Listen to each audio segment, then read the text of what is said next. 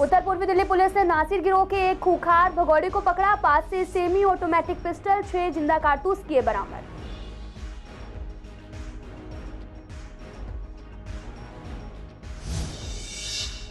पूर्वी दिल्ली में आपने कूड़े के पहाड़ का विरोध करने के लिए हुआ विशाल धरना। विधायक के साथ क्षेत्र की जनता रही मौजूद। बीजेपी के कामों को लेकर उठाए सवाल।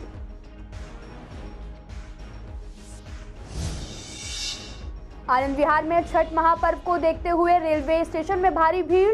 ट्रेन लेट होने से यात्री हो रहे परेशान। प्रशासन के इंतजाम दिखे फेल।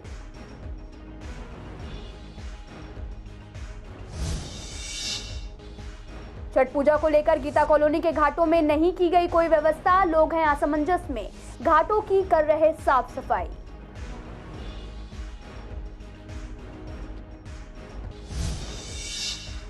पड़पड़गंज में सीवर का पानी ओवरफ्लो होने से लोग हो रहे परेशान। आने जाने में हो रही परेशानी।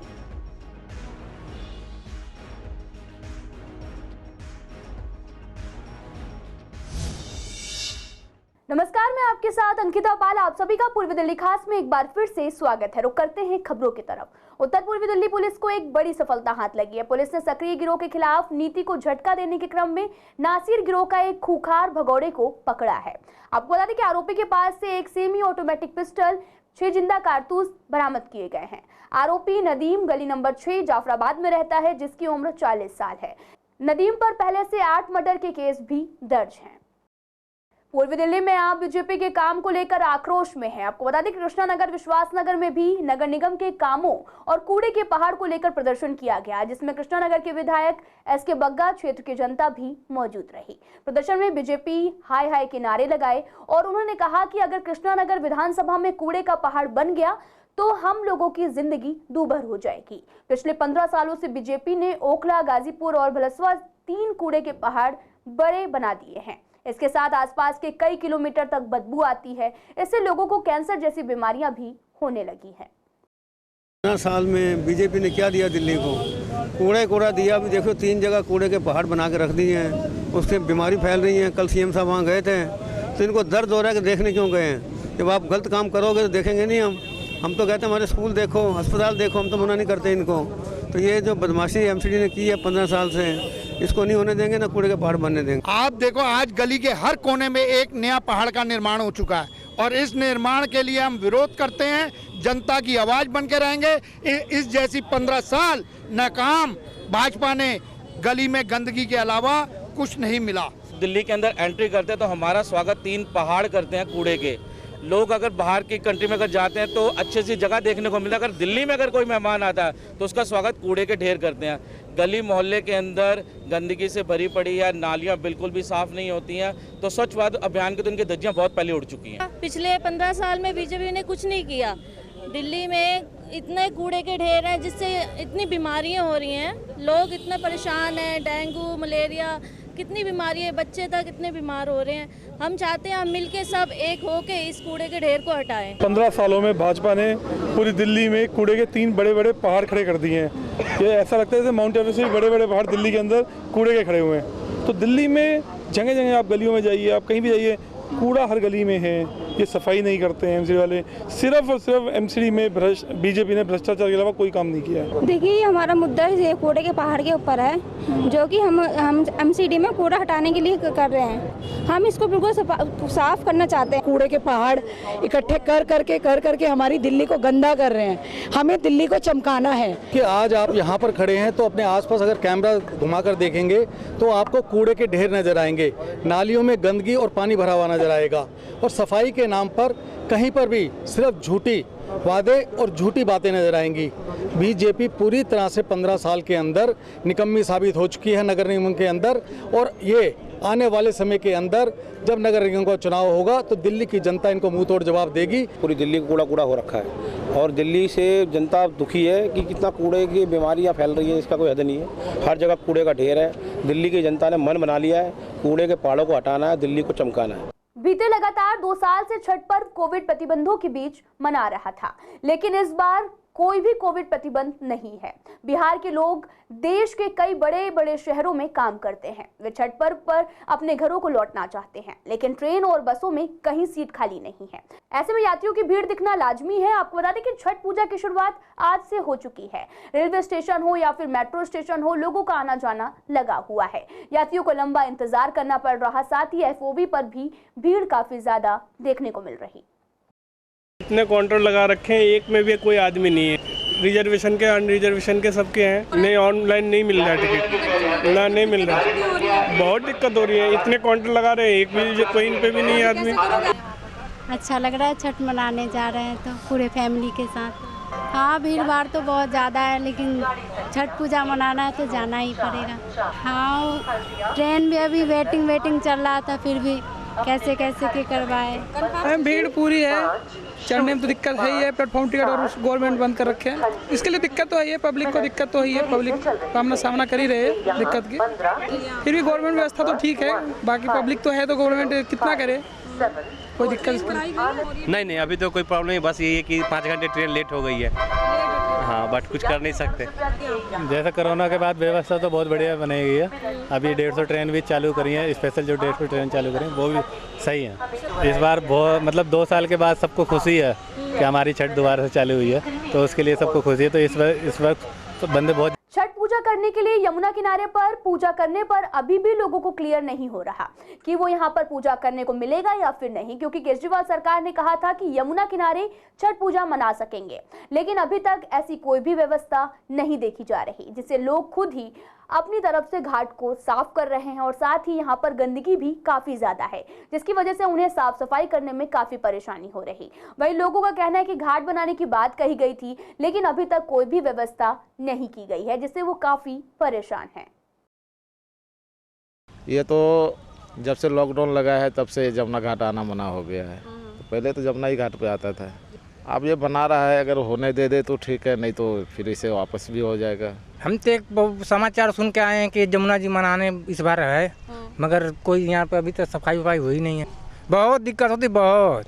क्या परेशानी होती है? सब आके अगर हम 2 दिन से पहले नहीं बनाएंगे तो लोग आके घेर लेते हैं, तो इसलिए वजह से हम आके बना रहे हैं अपना।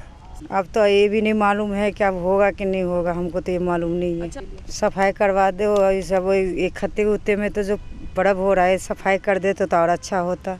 नहीं, अभी तो कुछ भी तैयारी नहीं हो रहा है, ऐसा ही जंगल उंगल है। कब की है छठ, कब की है?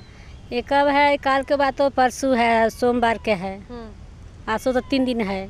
अभी तो कोई भी ना अपना ये लड़के सब अपना साफ कर रहा है अपने, बाकी अभी तो सरकार नहीं कुछ साफ करा रहा है। आप लोग खुद ये सर हम तो मनाएंगे सर जमुना में ही। ये जो हमने 1 हफ्ते से पूरी मेहनत हमने करी है, ये सब हमने 1 हफ्ते से जो जमुना में पूरी मेहनत करी है, क्योंकि सरकार की तरफ से, केजरीवाल जी की तरफ से तो यहाँ पे कोई व्यवस्था हुई नहीं है, लेकिन हमने बस्ती वालों ने मिलकर जो थोड़ा बहुत जो घाट बना हमने करेंगे तो यहीं करेंगे। देखिए, यहाँ पब्लिक में बहुत ज़्यादा रोष है। मैं शमशान घाट के सामने हमारे सफ़ेदा बस्ती है, नर्सरी है, मुल्तानी मोहल्ला है, मैं वहाँ भी होकर आया हूँ और लगातार लोगों में रोष है और जनता को एक्चुअली पता नहीं लगता कि किसने मना किया। तो केजरीवाल जी ने जब 7-8 दिन पहले वीडियो डाला कि जमुना में होगा, तो लोगों में बड़ा उत्साह था कि इस बार 2 साल बाद जो है हम दोबारा से जमुना पे पूरे विधि विधान से जो है छठ मैया की पूजा करेंगे। और लोगों ने यहाँ आके अपनी तरफ से स्वतः उन्होंने ये जो घाट की सफाई शुरू कर दी, क्योंकि छोटे छोटे घाट बनाए जाते हैं जहाँ महिलाएं आके पूजा करती हैं। तो बच्चों ने पिछले 6-7 दिन में खूब मेहनत करके फावड़े लेके, अपनी नौकरी भी नहीं गए, कुछ बच्चे उन्होंने छोड़ा और ये सारा किया। लेकिन फिर अगले दिन इन्होंने बोल दिया कि LG जो है वो परमिशन नहीं दे रहा फाइल। पूर्वी दिल्ली के परपड़गंज पोस्ट ऑफिस के बाहर बनी सड़क के आसपास सीवर का पानी ओवरफ्लो कर जमा हो गया है। पोस्ट ऑफिस आने जाने वाले, वहां से गुजरने वाले लोग काफी परेशान हैं। आपको बता दें कि परपड़गंज ऑफिस के पोस्टमास्टर कमल कुमार ने बताया कि पिछले कई महीनों से यहां पर परेशानी बनी हुई है। वे लगातार संबंधित विभाग को शिकायत भी कर चुके हैं, लेकिन समस्या का कोई भी समाधान नहीं निकला। पिछले 4 दिनों से सड़क पर पानी जमा है। पोस्ट ऑफिस के कर्मचारी और पोस्ट ऑफिस में काम करने वाले और आम लोग काफी परेशान हैं। कमल कुमार ने बताया कि बार-बार सीवर का पानी सड़क पर आ जाता है।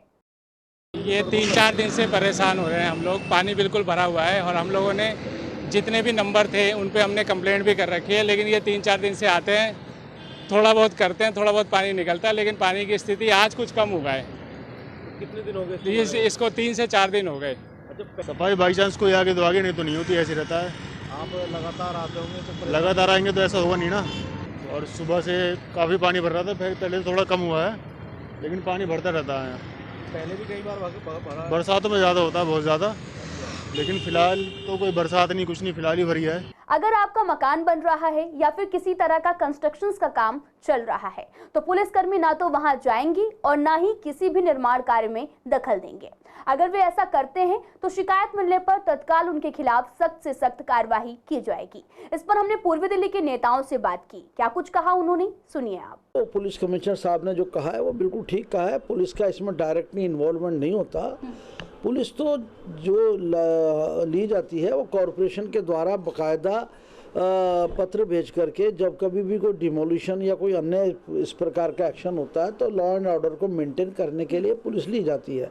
अगर कोई पुलिस वाले सीधे सीधे किसी जहाँ भी कहीं काम हो रहा है, कहीं छोटा मोटा कंस्ट्रक्शन का, और उसमें वो जाते हैं तो वो गलत है पूर्ण। इसकी मेरे को तो क्षेत्रवासियों से निवेदन है, इसकी पूरी तरीके से तुरंत ही कोई अगर जाता है तो उसकी रिपोर्ट करनी चाहिए। दिल्ली पुलिस के जिम्मे जो है लॉ एंड ऑर्डर, मतलब कानून व्यवस्था रहती है, और पुलिस की छवि अच्छी होनी चाहिए क्योंकि वो आम जनता से जुड़ी हुई होती है।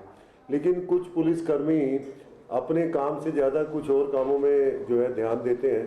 तो इसलिए मुझे लगता है जो पुलिस कमिश्नर ने जो ऑर्डर दिया है कि आप लॉ एंड ऑर्डर ही देखिए, जो मकानों के बनाने का काम है या उसमें अनऑथराइज कंस्ट्रक्शन है, वो एक आम व्यक्ति जाके तो पता कर नहीं सकता जब तक कि उसके बाद नक्शा ना हो या उसे ये ना पता हो कि नक्शा हुआ है नहीं हुआ है।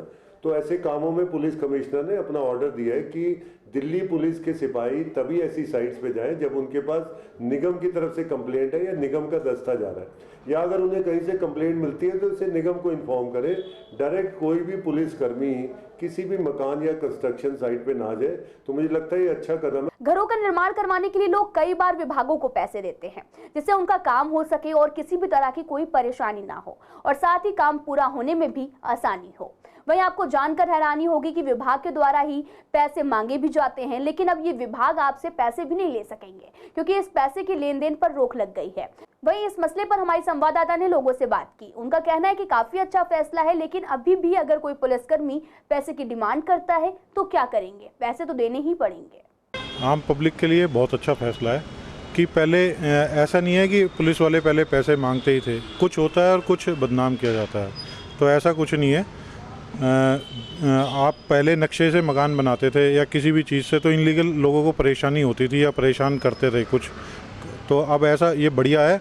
लोगों को इसके लिए जागरूक होना चाहिए कि कोई भी जैसे डिपार्टमेंट आता है या कोई भी डिपार्टमेंट के लोग आते हैं, हाँ हो सकता है कि शायद आती हो और पहले आती भी थी, कुछ लोगों का ये मानना होता था, लेकिन अब ऐसा कुछ नहीं है। लोगों को जागरूक होना चाहिए। अब एमसीडी के अलावा इसमें मकान बनाने के लिए आपको कोई भी इंटरफेयर नहीं करेगा, ना कोई पुलिस वाला, ना कोई किसी भी तरीके की कोई परेशानी नहीं है। इसमें लोगों के लिए अवेयरनेस होनी चाहिए। बहुत बढ़िया फैसला है जी, क्योंकि कई जगह मैंने खुद देखा है, हमारे भी घर के नीचे पिलर डले थे, लैंडर तोड़ा था, मतलब लैंडर तो नहीं तोड़ा, नीचे पिलर थे उसको तोड़ा। उन्होंने बोला कि 2000 रुपये लेंगे, काम कर लो, कोई दिक्कत नहीं है। वो डबल पैसे लेंगे, उनको पता गया पुलिस वाले हट गए हैं, उनके ऊपर पूरा बर्डन, मतलब एक हिसाब से हर चीज़ आ गई ना, वही कर सकते हैं, रोक भी हो सकते हैं। उनके बीजेपी की एमसीडी है, सब चीज़ उनका ही है, आएंगे अपनी मनमानी करेंगे, हर चीज़ करेंगे। तो वहीं दूसरी तरफ शाहदरा के स्वामी दयानंद अस्पताल के डॉक्टर को साइबर ठगों ने बिजली काटने का डर दिखाकर अपने झांसे में ले लिया। इसके बाद उनके खाते में सेंध लगाकर 5,70,712 रुपए निकाल लिए। बैंक खाते से निकलने के बाद मैसेज आया तो डॉक्टर ने तुरंत लेन देन रोकने के लिए कह दिया। साथ ही आपको बता दें कि शाहदरा जिले के साइबर थाना पुलिस ने ठगी और आईटी एक्ट के तहत मुकदमा दर्ज कर लिया है। वो अब पैसे ट्रांसफर होने के गेटवे कॉल डिटेल्स रिकॉर्ड के जरिए आरोपियों तक पहुंचने में जुटी है। मैसेज आया कि मेरी बिजली जो है डिस्कनेक्ट कर दी जाएगी क्योंकि बिल जो है पेड नहीं है, बिल अपडेट नहीं है। उसमें एक फ़ोन नंबर पे मुझे कांटेक्ट करने के लिए कहा गया। मैंने फ़ोन किया, मैंने कहा भाई मैंने तो अपना बिल पे कर रखा है। बोले जी आपने थर्ड पार्टी से पे किया होगा इसलिए वो अपडेट नहीं हुआ है। ऐप जो है उन्होंने मेरे से प्ले स्टोर से डाउनलोड कराई, वो मैंने डाउनलोड करी, उसमें 10 रुपये कटे, 10 रुपये मेरे से उन्होंने पे करवाए। इसी बीच में मेरे पास बैंक से मैसेज आने लगे, OTP आने लगे अचानक कि आपके बैंक से पैसे कट रहे हैं, इतने पैसे कट गए, इतने पैसे कट रहे हैं, उसका OTP है। मैंने कोई OTP फीड नहीं किया, मगर मैं समझ गया कि कुछ फ्रॉड हो गया है, तो मैंने इमीडिएटली वो ऐप अनइंस्टॉल करी, बैंक में फ़ोन किया, विदिन 15 मिनट्स मैंने सारी कार्रवाई कर दी। 4 ट्रांजेक्शन्स में 270, 1,99,999 और 99,000, 5,70,700 कुछ रुपए कट गए। फिलहाल इस बुलेटिन में इतना ही। तमाम खबरों के लिए आप देखते रहिए CCN लाइव।